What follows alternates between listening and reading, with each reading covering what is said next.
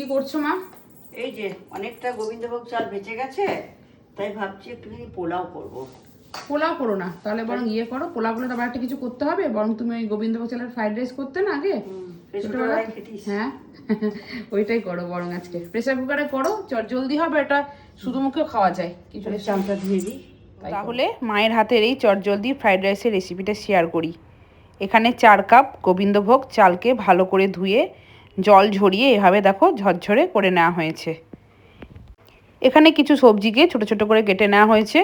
ফুলকপি, বিনস, গাজর আর কিছু মটরশুঁটি নিয়ে নিয়েছি।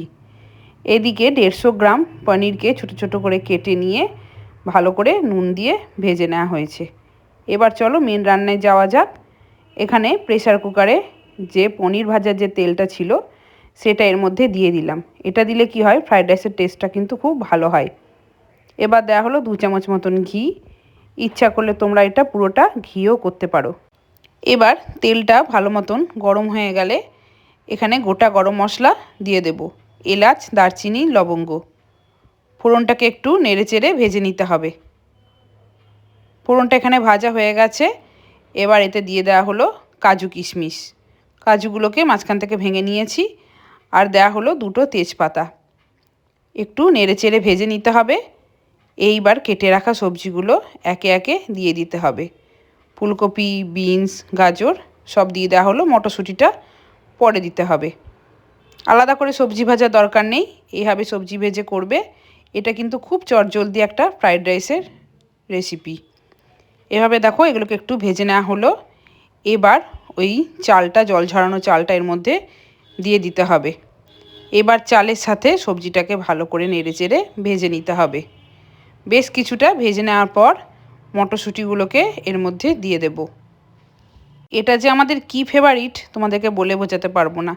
যারা এইভাবে কোনোদিন বানাওনি একবার বানিয়ে দেখতে পারো, দেখবে খুব পছন্দ হবে তোমাদেরও। এবার দিয়ে দেব গরম জল। জলের মাপটা বলি, এখানে 4 কাপ চাল নিয়েছি আর 7 কাপ গরম জল এর মধ্যে দেব। যে কাপের মাপ করে চাল নিয়েছি সেই কাপের মাপ করেই কিন্তু জলের মাপটা করতে হবে।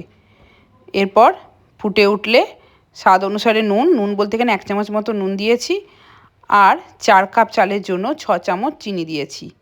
চিনিটা তোমরা এখানে প্রয়োজন অনুযায়ী কম বেশি করে নিতে পারো। এইবার প্রেসার কুকারের ঢাকনাটাকে বন্ধ করে দিয়ে গ্যাসের ফ্লেমটাকে হাই করে দিতে হবে। এখানে 3.5 লিটার প্রেসার কুকার ব্যবহার করেছি।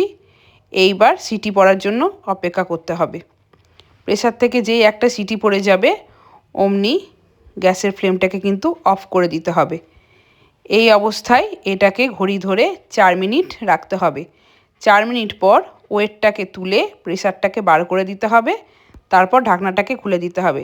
তার বেশি দেরি কিন্তু করা যাবে না, তাহলে কিন্তু চাল একদম গলে যাবে। ঢাকনা খুলে দেখো ওপর থেকে ভেজে রাখা পনিরগুলোকে ওপর থেকে ছড়িয়ে দেওয়া হলো। এইবার আবারও এটাকে 1 মিনিটের জন্য ঢাকা চাপা দিয়ে রেখে দিতে হবে। এরপর ঢাকনা খুলে ঠান্ডা হয়ে গেলেই পরিবেশন করতে পারবে। তৈরি হয়ে গেল খুব চটজলদি প্রেসার কুকারের ফ্রাইড রাইস। ইচ্ছা করলে তোমরা নিরামিষের দিনেও বানাতে পারো, আবার বাচ্চাদেরকে কিন্তু টিফিনেও দিতে পারো।